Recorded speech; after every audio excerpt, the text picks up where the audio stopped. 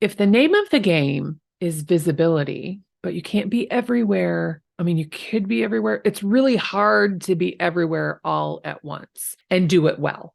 So if it's not worth your time to spread yourself super thin to be everywhere on all the platforms, getting all the visibility, really none of the visibility because you're spread so thin, it's done poorly.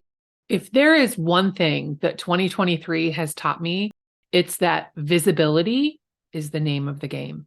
The people who are visible, like they are not secret agents, they are public agents. What's the opposite of secret? I don't know. People who remain top of mind for their past clients, their friends, their sphere of influence, everyone they know, they're the ones that are going to win the real estate game. So, how can the rest of us manage our visibility so that we're not spread so thin, but that we're doing what we love, which is making real estate sales? How can we be visible and turn that into sales? And that's exactly what we're talking about in this podcast. Welcome to the Savvy Agent Podcast, where we help real estate agents build a thriving business so they have financial freedom in their life without having to work 24/7. I'm your host, Heather Wright. Now let's get to it. So being visible in real estate is nothing new. All of the companies that are, hoping that we will pay them for leads, they are masters of visibility. They are in front of buyers, in front of sellers, and they're just reselling us those leads that we could actually get in front of on our own if we applied ourselves a little bit. Now, these companies that handle paid advertising, like the pay-per-click and whatnot, that get you visibility in exchange for a large marketing bill every month, well, they have their place and there's no shame in using them. But my point is that they're marketing masters. They know how to get visibility and how to make you pay for it. So how can you take a page out of their book and master visibility for yourself? If you are a member of Follow Up Boss, you know that this week is, or I guess by the time this is published, this week was the mastermind in Scottsdale, Arizona. And Stacy Soleil has been sharing some tips from different presentations within the Follow Up Boss Owners Facebook group. And one of those, I guess Jason Pantana was a speaker at the event. And one of the tips that she shared from his presentation was that we need to post on social media 14 times a week. Holy shit. That's a lot of work. That's a lot of posts. It's a lot of everything. I don't remember where I got this number, but I want to say that it's like over 20 times that somebody needs to see our message before it actually resonates with them to attach us with that message. So it used to be where somebody would need to see your ad 7 times before they knew to buy from you. But now that's not 7, it's like 22. Although I don't remember the source of that, so don't quote me on that. But we can all agree that in our ADHD society that we live in today, that nobody has attention for anything, least of all marketing and advertising from real estate agents, unfortunately. So what can you do to help increase your visibility? And that's what almost everything that we do at Savvy Agent is super focused on visibility, whether that is using paid advertising, whether it is using organic methods to get more visibility, whether it's the TikTok platform versus Instagram, whatever you are choosing to spend your time in, it is for the sole purpose of increasing your visibility to then get more leads that you can nurture into clients that turn into sales. And even if you're only marketing to your existing database, that's still a matter of visibility because you want those people to remember that you exist. You want to stay top of mind, which is visible. And then they will reach out for repeat business and give you referrals, ideally. But my God, that is a lot of work, a lot of work. If you could pick one thing, because let's face it, we can't do all the things. Maybe you're Superwoman, maybe you're Superman, maybe you can do all the things, but I'm talking to the people who are like me and they are imperfect people who cannot do all the things. We could pay somebody to do all the things for us, but I have help. I have an assistant who helps me manage my social media, and there's still a lot of work that goes into approving things and editing and creating the content that she needs to edit. So then you can be involved. There is a process to it. So just having people doesn't mean it frees up 100% of your time. So yes, you could hire an agency. You could hire somebody who can handle all of those things so that you could be everywhere at once. But I would say that most people probably don't have the adequate budget that that would take, because I imagine that is a lot of money every single month to pay those people to do it right. So what can we do? Balling on a budget. I had a buyer once who he told us that, like, that was his thing. He's like, I'm balling on a budget. And he was, and he did. He bought a great house on a budget. And so if we're thinking like that, we're balling on a budget. How can we get our visibility without making ourselves crazy? So my question to you is, what can you do? I can do a video once or twice a month for YouTube. My assistant can cut that up into reels, which we can repurpose for TikToks. We can also make those social media posts. And even that is sometimes a little bit too much just because of the approval process. But what can you do? I don't do stories, because that pushes me over the edge. That is a lot of work. Some people do stories really, really well, and I love following those people because it feels like they're my friend and I'm totally invested in the things that they do. But that's not me. I know who I am. And today I'm not a stories person. That might change tomorrow, but today it's not me. I also don't really love making posts on Instagram. I mean, Facebook is kind of my jam. Maybe I fall into that older Gen X. I am Gen X, but I must fall into that Gen X category of liking Facebook, where the oldsters hang out, whatever.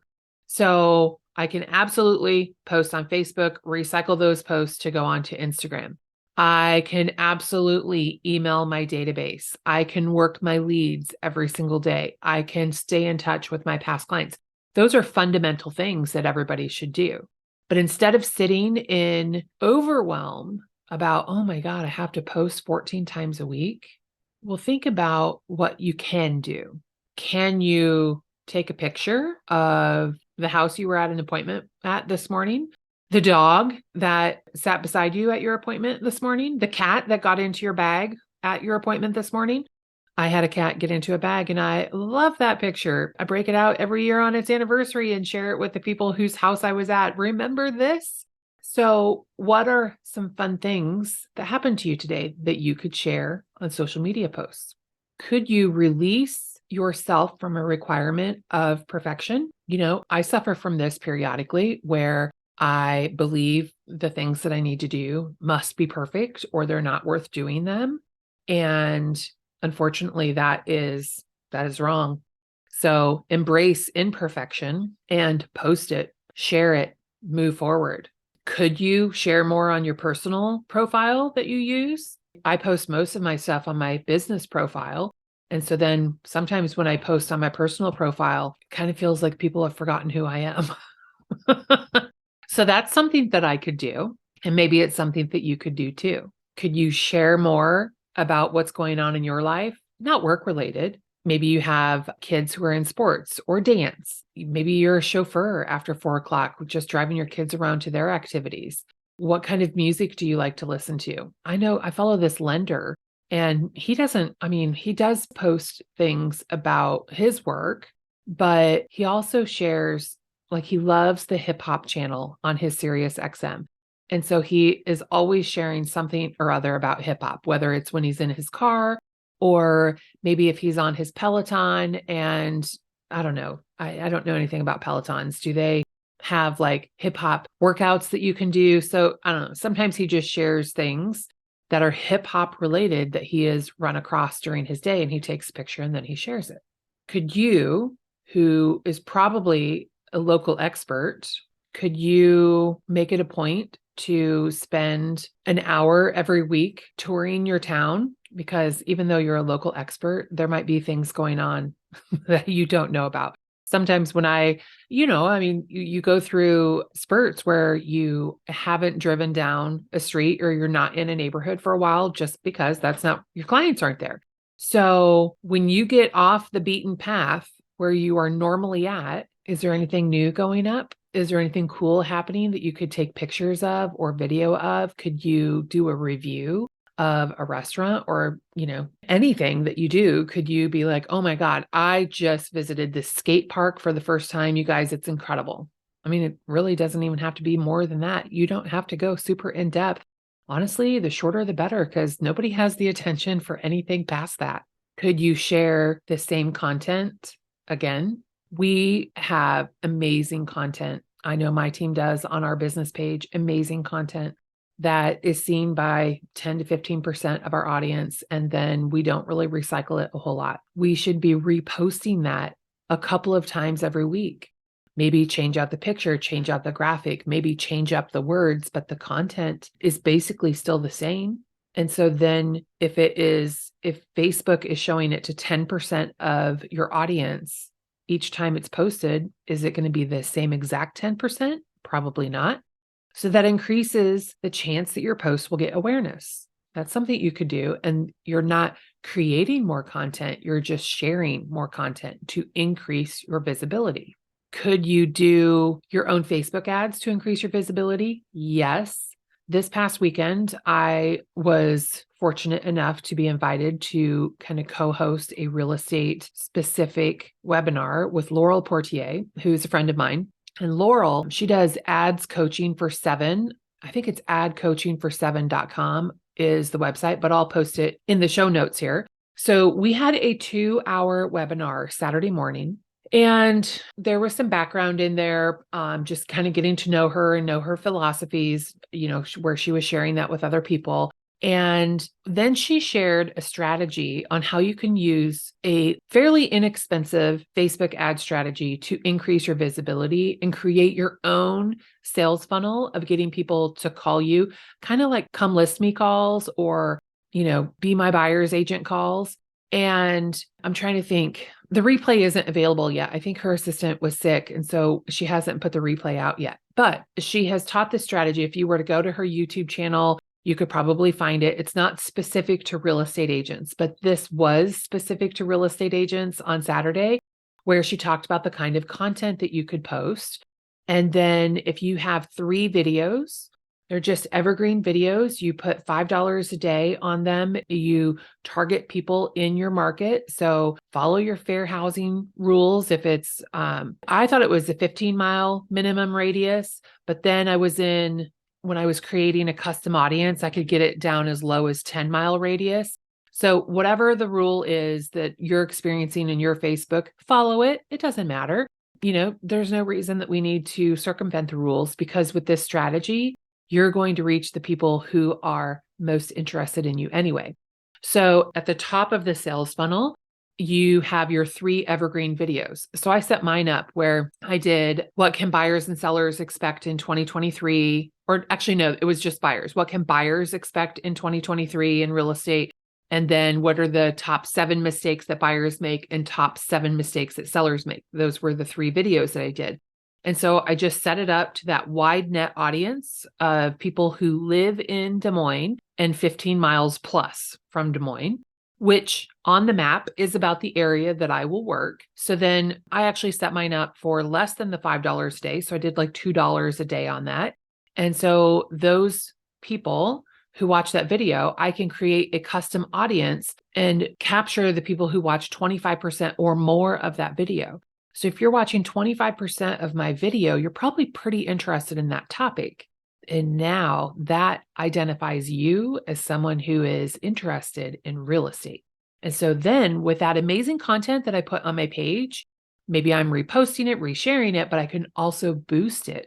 And I can boost it and have that go to not only the people who have watched 25% of my video, but also to my database, which I can upload to Facebook and I can retarget. I can retarget people who've engaged with my page, with my Instagram profile, who've been on my website for the last 6 months.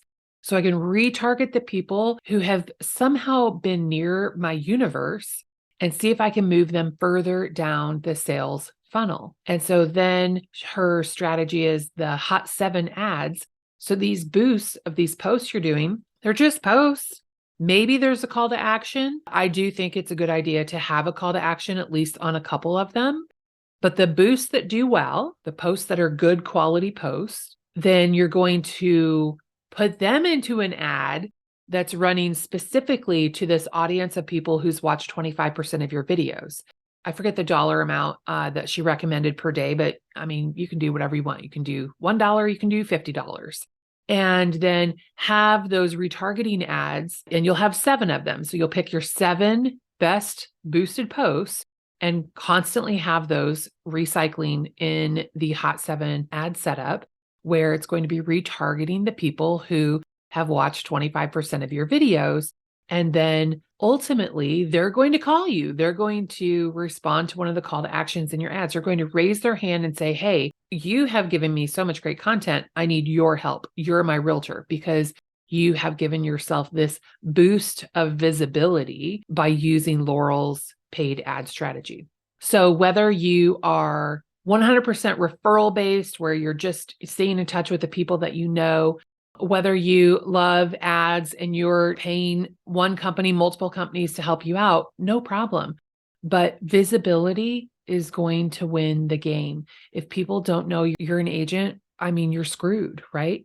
So we have to be more intentional about the visibility that we're giving ourselves. So what can you do to be more visible today? And I've got something that helps. So if you are a member of Savvy Agent Club, then you already have access to this. So you don't need to get it. Savvy Agent Club members already have access to the Visible Agent Inspiration Bank. But if you're not a member of Savvy Agent Club, I would ask why? Why aren't you in the club? If you're not a member of Savvy Agent Club, then we have this great resource called Visible Agent Inspiration Bank, which has over 500 prompts on content that you can use to increase your visibility. And it is easy things to do that sometimes, and maybe you're not like this, but I know I'm like this, where I think about something so much, I end up getting analysis paralysis and I end up doing nothing. So stop doing nothing. Pull up the Visible Agent Inspiration Bank and start doing something to get yourself visibility, because that is the only way you're going to win the real estate game this year. And it's not a game, it's our life. This is our career. This is how we support our life. So it's important that we put everything we have into this because you deserve to be a success. That's all I've got. What can you do today to be more visible? I'll talk to you soon.